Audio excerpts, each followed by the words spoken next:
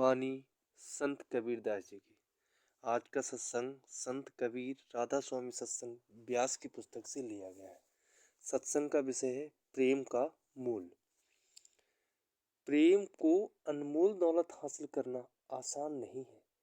यह न दुनिया की मान प्रतिष्ठा प्राप्त करने पर मिल जा सकती है और न दुनिया को त्यागने से।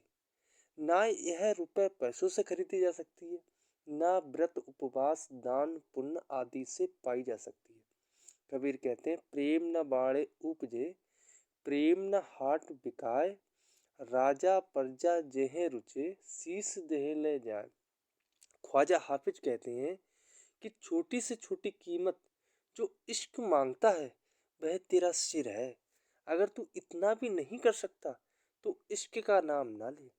कबीर कहते हैं प्रेम प्याला जो पिए, शीस दक्षिणा दे।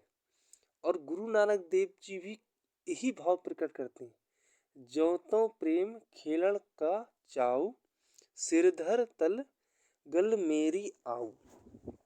एक सच्चा प्रेमी इस प्रेम के रस का पान करने के लिए अपने सिर की कुर्बानी देने को तैयार रहता है। दूसरे शब्दों में वह अपने तन मन धन को, अपने सर्वस्व को प्रेम पर न्यौछावर कर देता है। वह सिर देकर प्रेम की कीमत चुकाता है, अर्थात वह अपने अहंकार को पूरी तरह नष्ट कर देता है। प्रेम में केवल प्रियतम ही रहता है। प्रेमी अपना अस्तित्व खो देता है। प्रेम का आदर्श ही अपने आप को खोकर प्रियतम का रूप बन जाना है। मनुष्य हर वस्तु देने को तैयार हो जाता है, परंतु अपने अहंकार को नहीं दे पाता। जब तक अहंकार है तब तक सच्चे प्रेम की प्राप्ति नहीं हो सकती।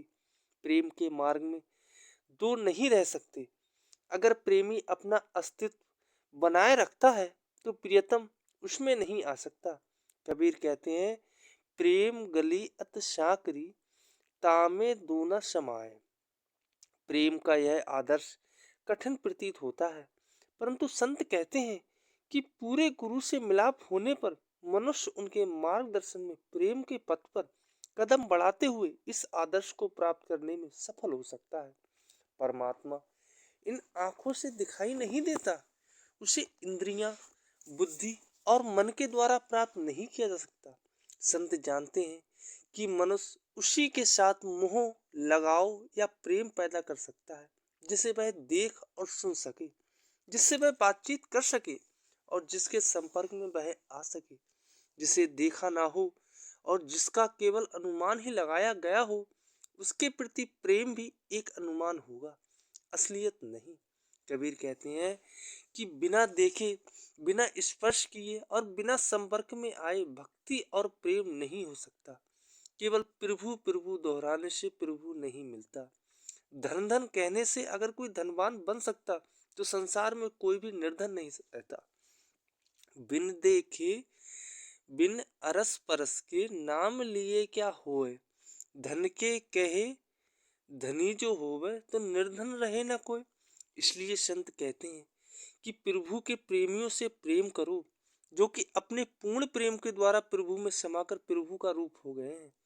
ऐसा व्यक्ति केवल कोई संत या पूरा सतगुर ही है। कबीर कहते हैं तू परमात्मा से नहीं, परमात्मा के प्रेमी से प्रेम कर।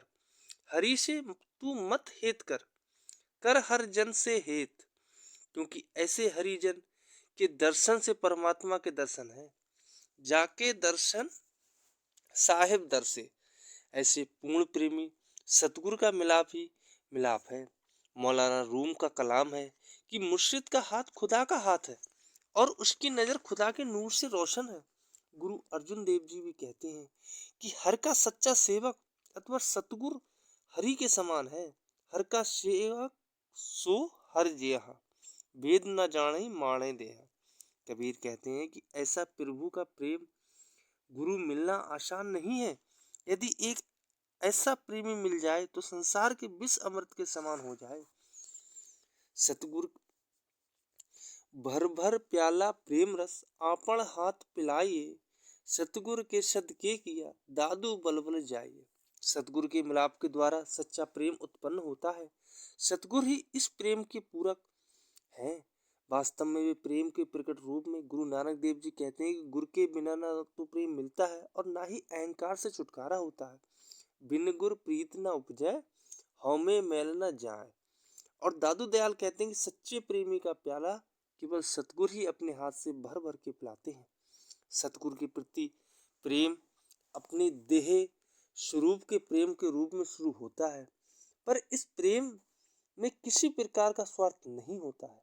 शरीर में रहते हुए भी यह शिष्य के लिए गहरा आत्मिक अनुभव है। एक ऐसा नशा है जिसका अनुभव तो शिष्य अपने अंतर में करता है, परंतु वर्णन नहीं कर सकता। प्रेम गुरु का प्रसाद है और इसको तभी अपने अंदर बनाए रखा जा सकता है जब प्रेमी अपने आपा भाव को दूर करके खुद को गुरु की शरण में छोड़ दे। संत समझाते हैं कि इस स्थूल संसार में सतगुरु प्रेम का अवतार है। आत्मिक मंडलों में सतगुरु अपने ज्योतिर्मय स्वरूप में प्रेम का रूप है, परंतु दूर धाम में सतगुरु और प्रेम दोनों एक हैं। इसलिए सच्चा भक्त बाहर और अंदर सतगुरु के दर्शन के सिवाय और कोई कामना नहीं करता। कबीर के शब्दों में भक्त की एकमात्र इच्छा यही होती है और कोई याचा ना ही निस्न